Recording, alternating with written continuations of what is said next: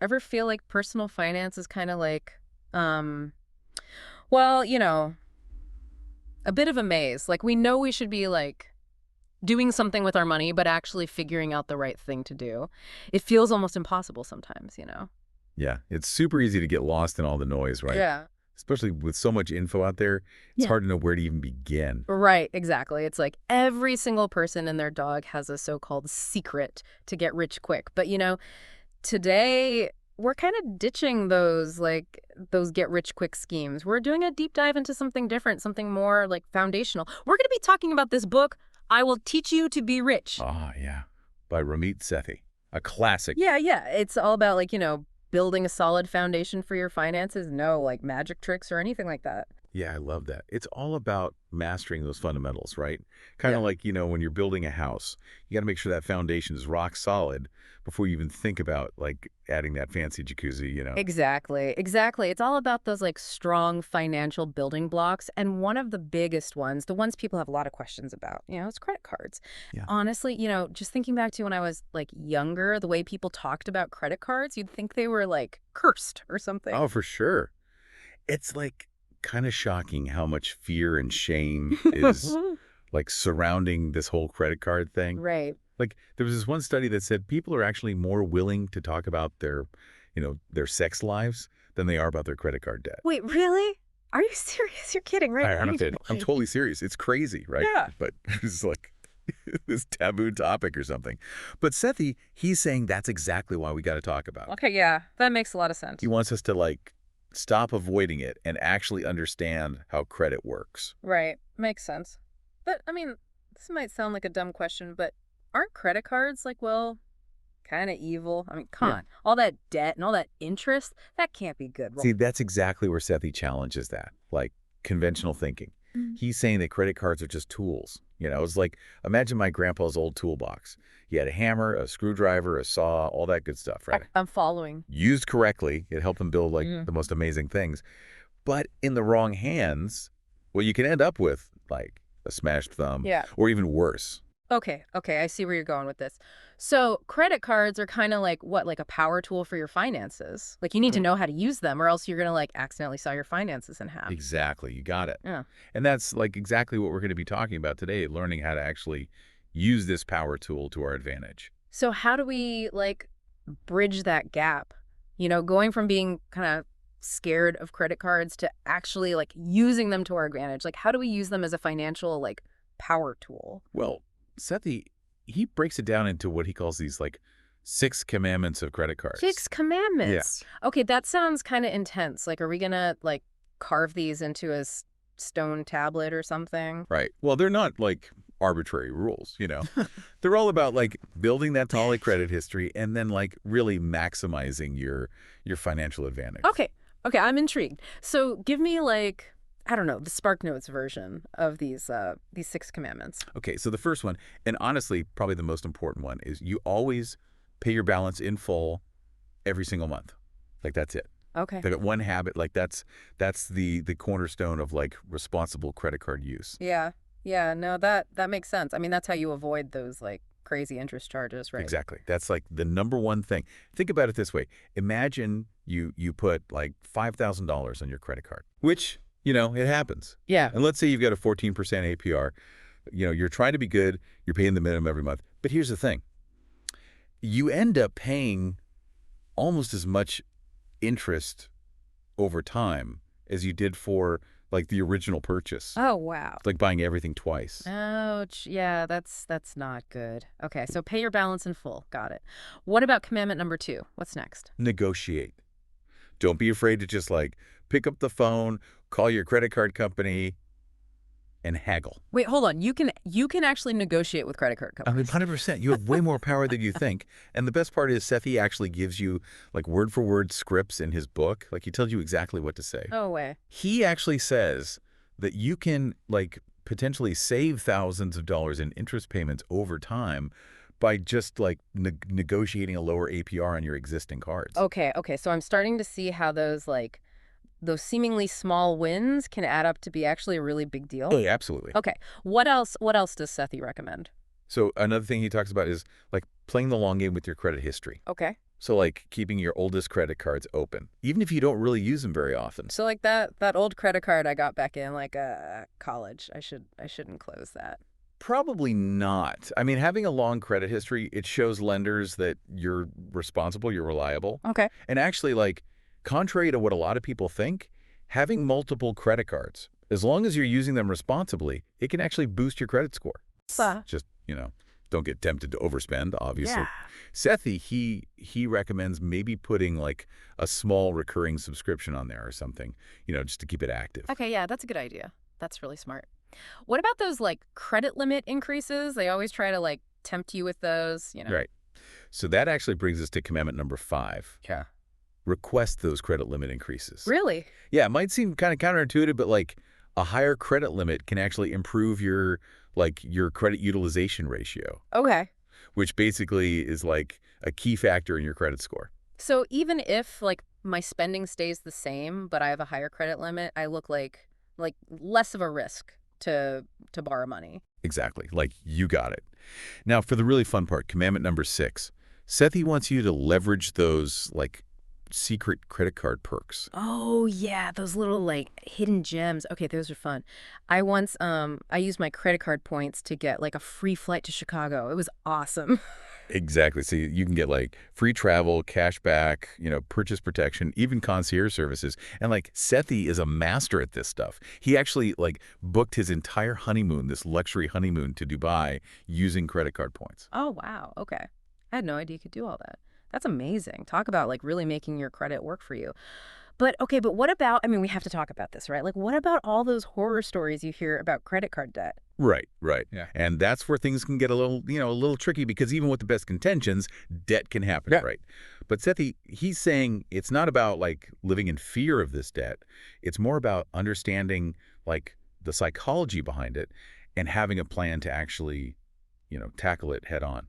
Okay, so how do we avoid like falling into that credit card debt trap in the first place? Well, Sethi, he's got this really interesting concept. He calls them like invisible money scripts. Basically, they're these like deep down beliefs about money that we kind of like inherit, from our families, from society. And they can really like sabotage even our best financial intentions without us even realizing it. Invisible money scripts. Okay, that sounds kind of ominous. Like are those like subconscious spending gremlins or something? Yeah, exactly. Like they're operating under the surface, kind of influencing all our decisions without us even like knowing it. And they can be really dangerous when it comes to like debt, especially. Okay. Okay, I'm all ears. Give me an example. What's one of these invisible money scripts? So one common one that Sethi talks about is like everyone has credit card debt.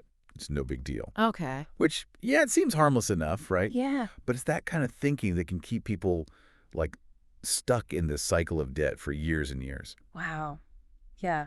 Okay, so how do we like combat these invisible money scripts? I mean, awareness is like a good first step, obviously, but what else can we do? So Sethi's whole approach is about taking control. Like knowledge is power, and it's about empowering you to like make these conscious, informed decisions about your money. Yeah. So he actually gives you like a clear 5-step plan for getting out of credit card debt. Yep. But even beyond the practical steps, it's also about shifting your mindset, Yeah.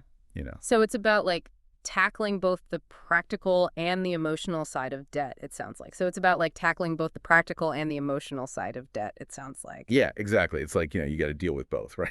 Totally, totally. So, okay, where do you even like begin? Especially if you feel like, kind of drowning in those credit card bills. It can feel so overwhelming. Right. And Sethi's 5-step plan, it's really all about taking action. Yeah. So the first thing he's like, you just got to face the music. Mm-hmm. Like you have to figure out exactly how much debt you're actually dealing with. Yeah. No more like hiding from those statements. Oh, man. See, that's the scary part, right? Like actually looking at it. But I guess, I mean, you can't really fix what you don't acknowledge, can you? Exactly. You got it. Like that's the first step. So once you've kind of, got a handle on that, you have that clear picture of your debt, then it's time to like make a plan. Okay. And Seth, he actually talks about 2 different popular methods for this: the snowball method and the standard method. Okay. Yeah, yeah. Can you refresh my memory on those? Like what's the difference again? Yeah, for sure. So the snowball method, it's really all about like building momentum as you go. Okay. So you focus on paying off your smallest debt first, no matter what. Yeah. And like the psychology behind it is actually pretty brilliant because every time you like eliminate one of those debts, even if it's small, it gives you this like this sense of accomplishment, Right. and then it kind of like motivates you to keep going, to keep tackling that list. Yeah, yeah, like a snowball rolling down a hill, it just keeps getting bigger and faster. Okay, that makes sense. And the standard method, that's the other one. Right, right. So the standard method, it's a little bit more strategic. You Mm. prioritize paying down the debt with the highest interest rate first. Okay. So it's a bit more like math heavy, you know what I mean? Yeah, yeah. But it can actually save you like a ton of money in the long run. Oh, wow. Okay, so it's kind of like choosing the approach that fits like your personality and your financial goals the best, I guess. Yeah, exactly. Like some people are really motivated by those quick wins, Right. and then other people, they just want to like save the most money possible, even if it takes a bit longer. Makes sense. Makes sense. Yeah. Okay, so you've faced the music, you've looked at your debt, you've, picked your plan of attack. What comes next? So this is a big one, Yeah. negotiation. Okay. Sethi is like a huge advocate for just like picking the phone, calling your lenders, Yeah. seeing if you can like negotiate a lower interest rate Yeah. or, more favorable terms, anything like that. Mm-hmm. He says you'd be surprised how often these companies are actually willing to work with you, especially if you're proactive and you've got like a solid repayment plan in place.